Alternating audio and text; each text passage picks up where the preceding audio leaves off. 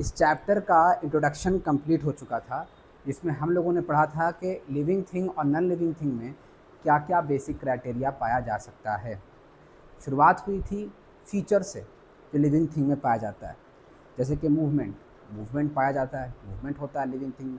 लेकिन आपने देखा था कि प्लांट में मूवमेंट नहीं होता है। ग्रोथ लिविंग थिंग में होता है, लेकिन आपने देखा था कि पहाड़ों में भी ग्रोथ हो सकता है, जैसे कि Himalaya found by the convergent movement of the tectonic plates. हर साल 1 इंचेस 2 इंचेस 3 इंचेस इसका अभी भी लंबाई बढ़ रहा है। रिप्रोडक्शन, ये भी बेसिक क्राइटेरिया, बेसिक डेफिनेशन नहीं था, क्योंकि बहुत सारे लिविंग थिंग ऐसे हैं जिसमें रिप्रोडक्शन नहीं हो सकता है। हमने बेसिक बातें की थी और एक नतीजे पर पहुंचे थे कि लिविंग थिंग होने के लिए सबसे ज़रूरी चीज़ है visible movement.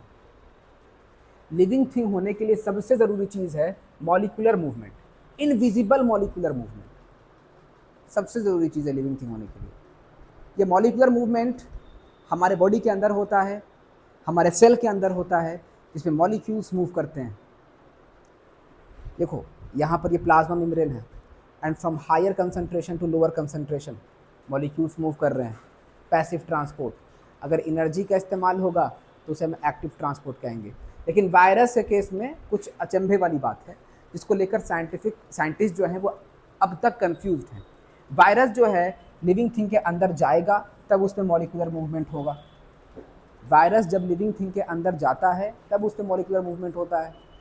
Outside the living thing है तब उससे मॉलिक्यूलर मूवमेंट नहीं होगा। जब मॉलिक्यूलर मूवमेंट है तो वो लिविंग है, अगर नहीं है तो वो नॉन लिविंग थिंग है।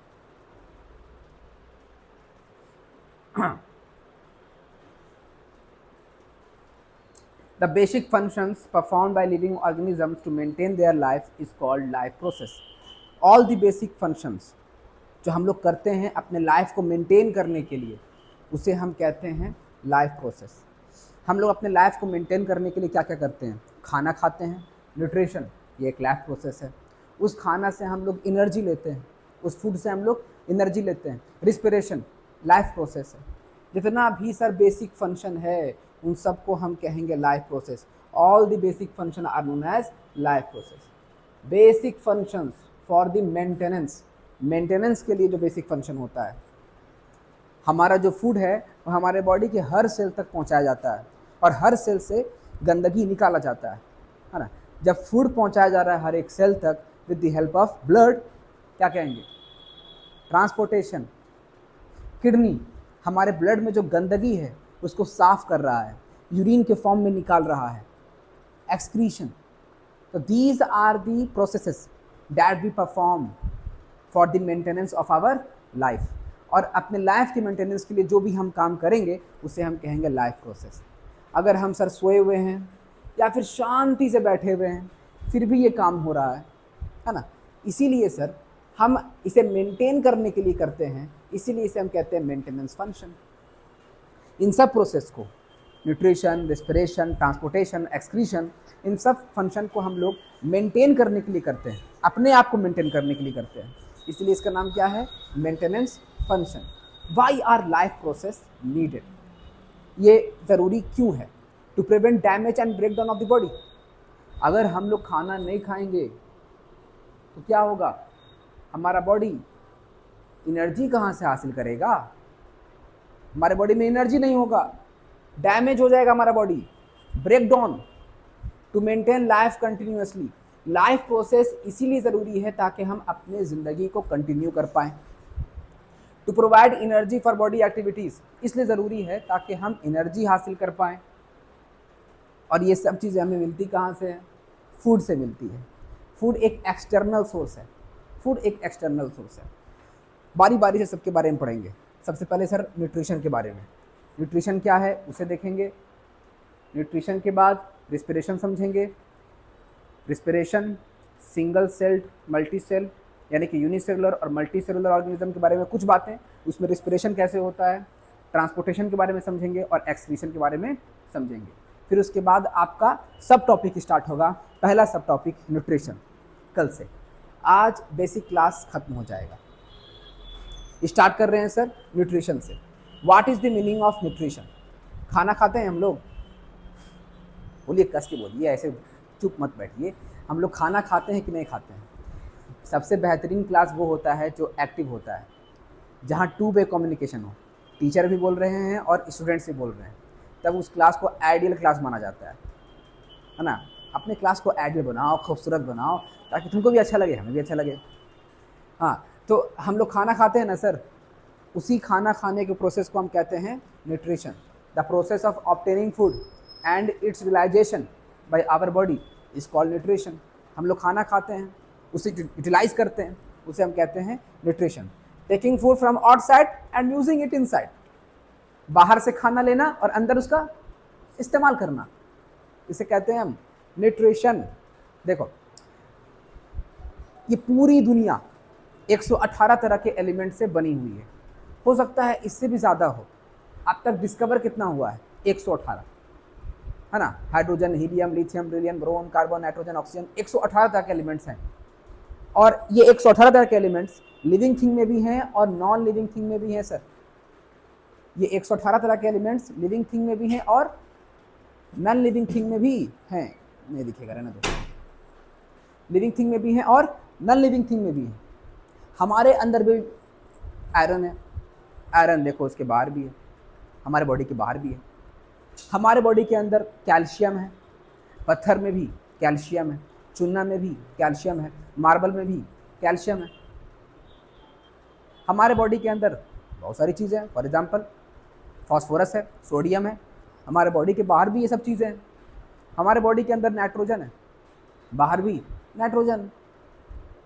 फ़र्क ये है कि लिविंग थिंग में ज़्यादातर कार्बन पाया जाता है, लिविंग थिंग में ज़्यादातर कार्बन मॉलिक्यूल पाए जाते हैं। और हम लोग जो फूड खाते हैं सर, वो लिविंग थिंग ही से आता है ना। प्लांट से फूड बन करके आता है, वो भी लिविंग थिंग है। एनिमल का प्रोडक्ट खाते हैं तो वो भी लिविंग थिंग है। तो जो हमारा फूड है सर, वो कार्बन बेस्ड मॉलिक्यूल है। जो हमारा फूड है वो कार्बन बेस्ड मॉलिक्यूल है, जिससे हमको एनर्जी मिलता है और हमें ग्रोथ में हेल्प करता है, for the growth of our body. ये हमारे बॉडी के ग्रोथ में हेल्प करता है।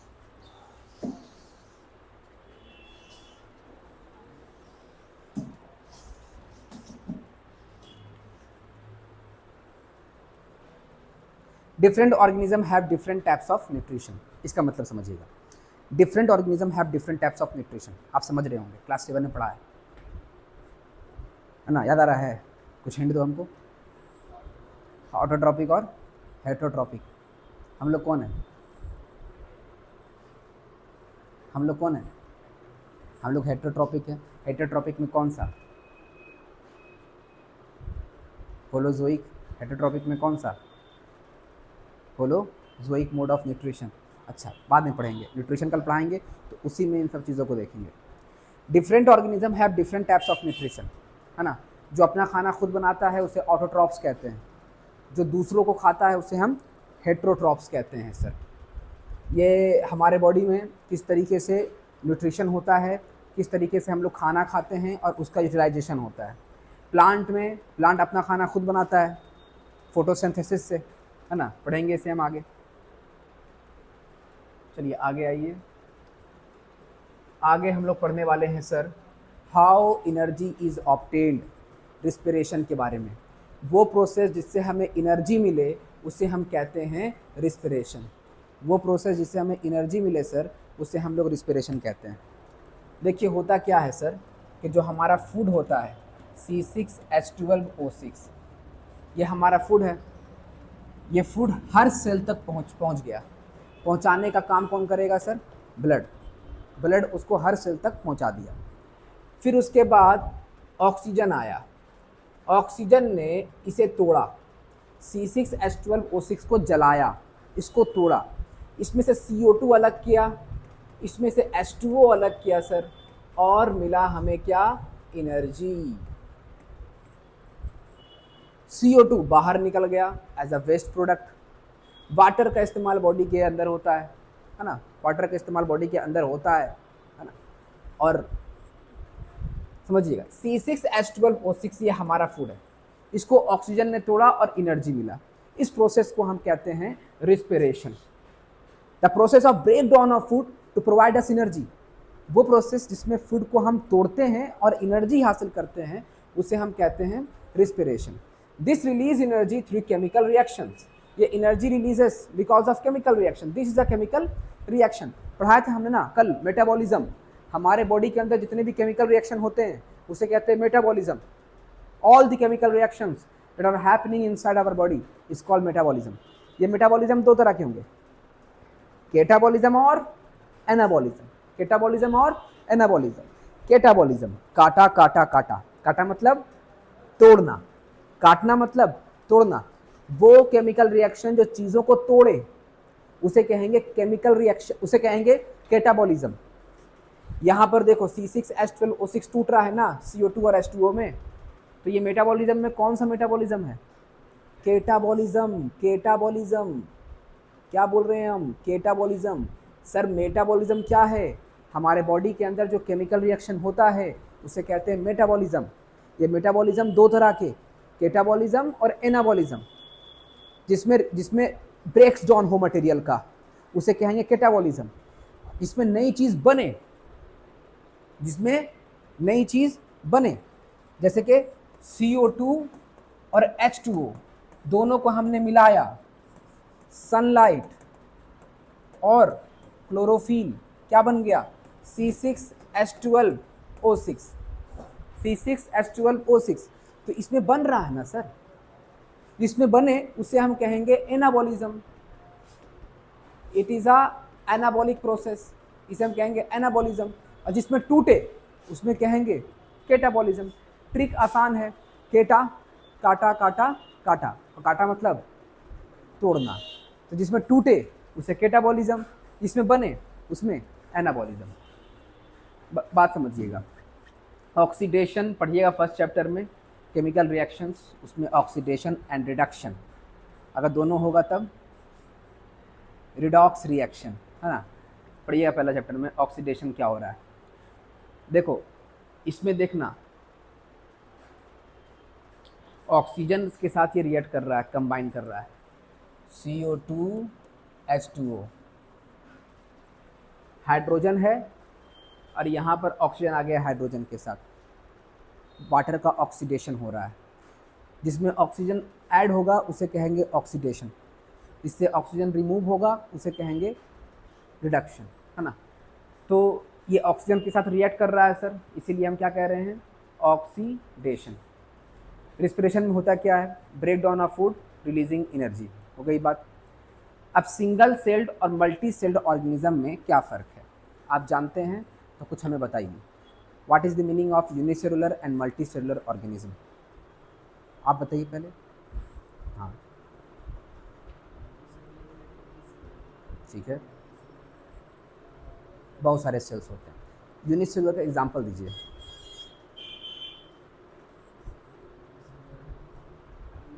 अमीबा, ठीक है,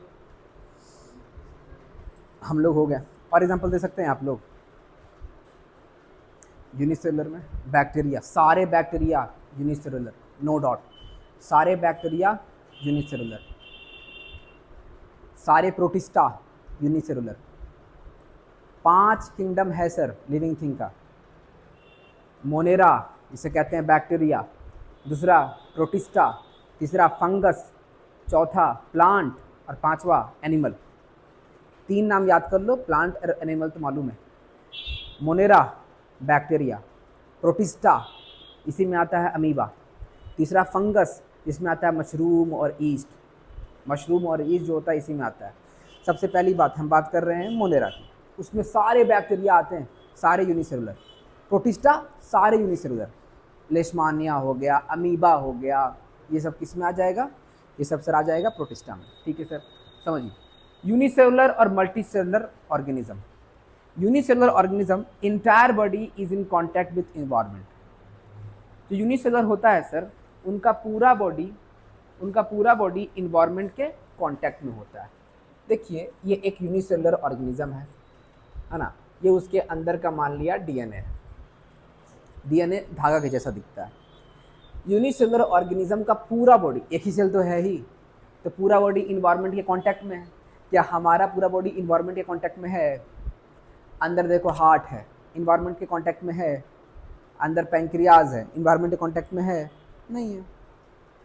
entire body is in contact with the environment, और हमारा all cells are not in direct contact with environment. ये फर्क है।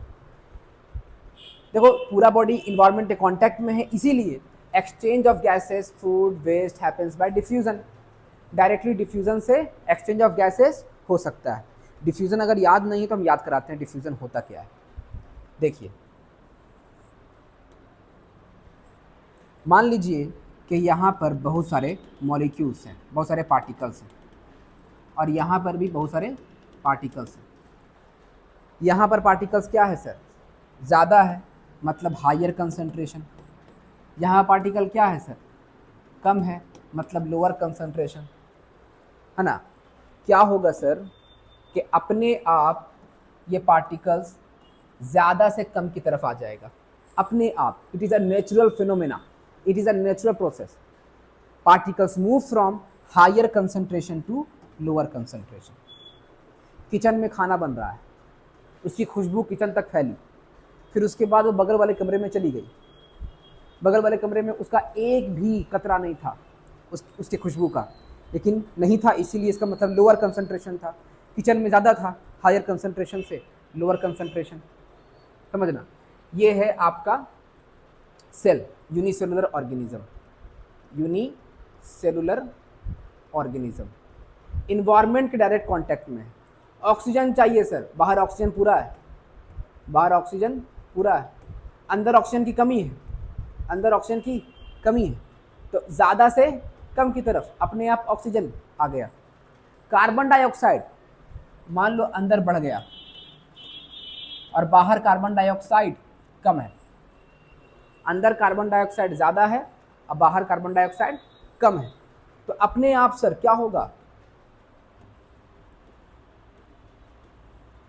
बाहर आ जाएगा, ज़्यादा से कम की तरफ। इसे कहते हैं हम लोग डिफ्यूज़न। डिफ्यूज़न। तो क्या कह रहे हैं सर? सुनिएगा, यूनिसेलुलर ऑर्गेनिज्म डायरेक्टली कांटेक्ट है इन्वायरमेंट के, इन्वायरमेंट के डायरेक्ट कांटेक्ट में है, इसीलिए इसको अगर खाना भी चाहिए होगा तो डायरेक्टली डिफ्यूज़न प्रोसेस से आ जाएगा।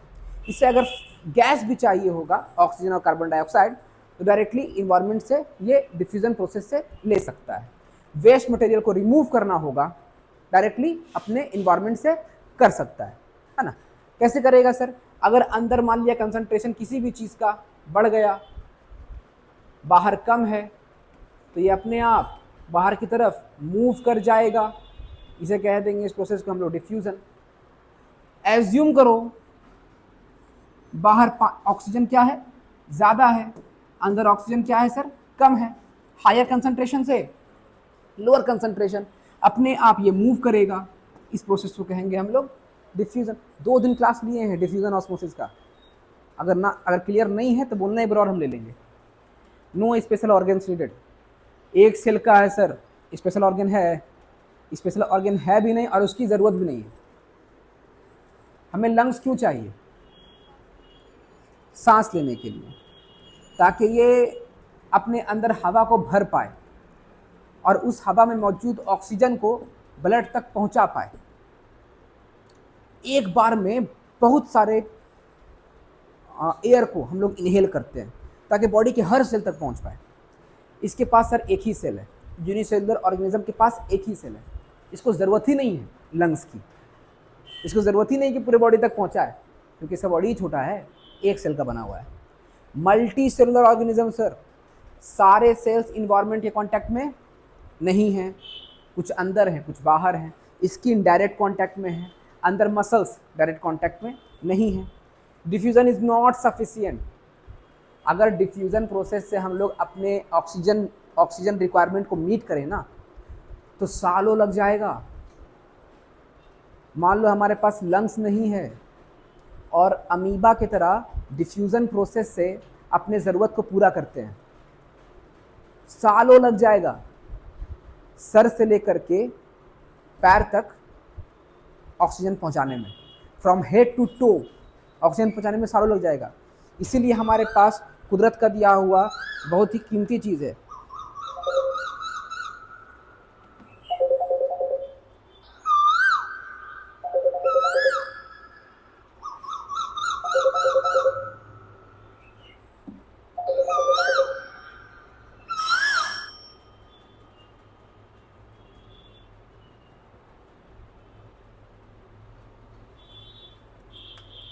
हाँ सर, आइए। हाँ, प्लांट का रिस्पिरेटरी सिस्टम है और ये एनिमल का रिस्पिरेटरी सिस्टम है। प्लांट का रिस्पिरेटरी सिस्टम क्या है सर, कि प्लांट का पूरा बॉडी पार्ट रिस्पिरेशन में गैसियस एक्सचेंज में इन्वॉल्व होता है। अगर पत्तों में हम देखेंगे, पत्ते में क्या है, पत्ते में स्टोमाटा है।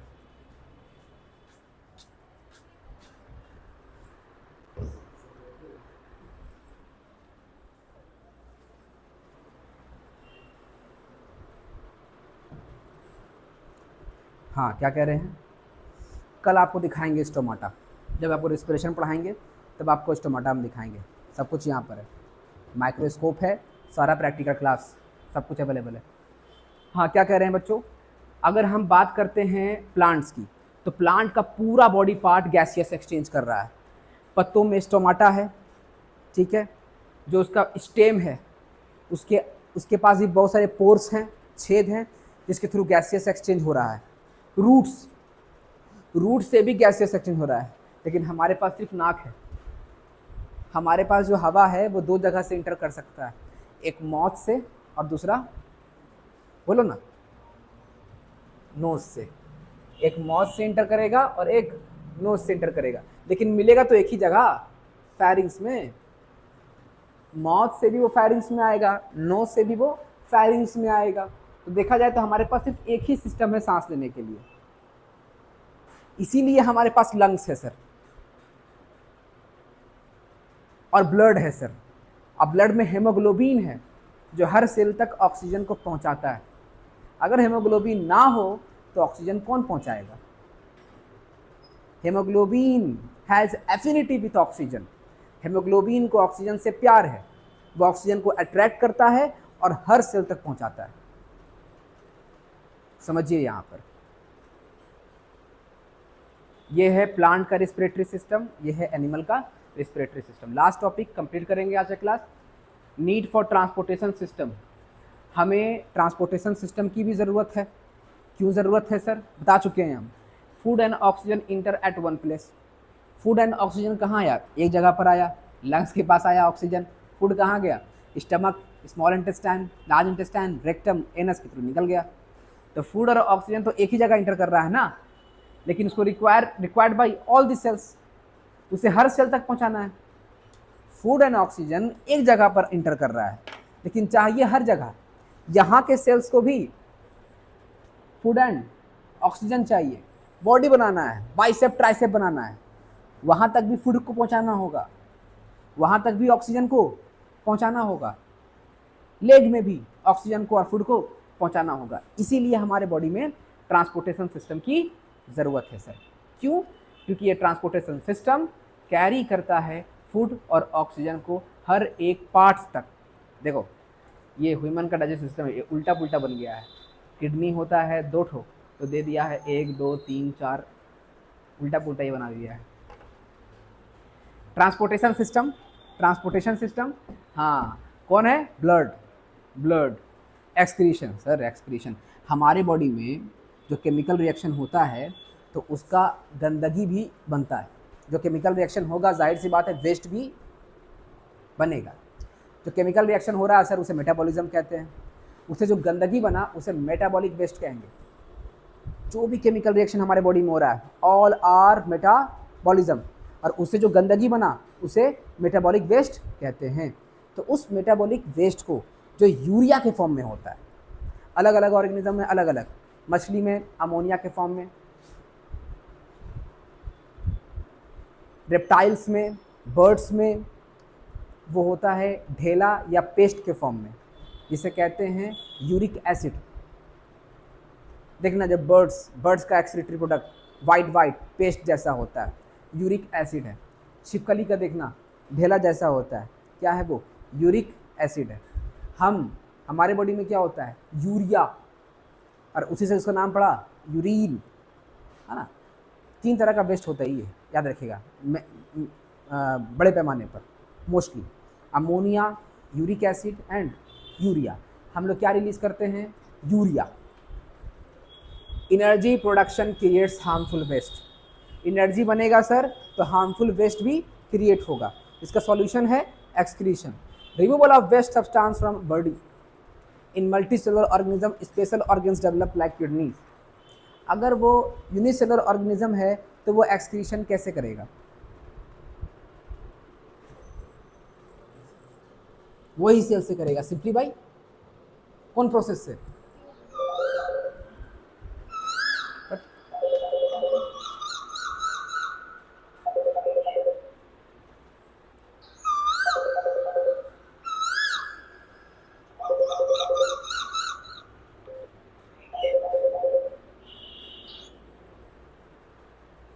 दोनों से व्हाट्सएप कनेक्ट है ना, लैपटॉप में भी है, मोबाइल में भी है। हाँ, हम क्या कह रहे थे? यूनिसेलुलर ऑर्गेनिज्म अपना वेस्ट कैसे रिमूव करेगा?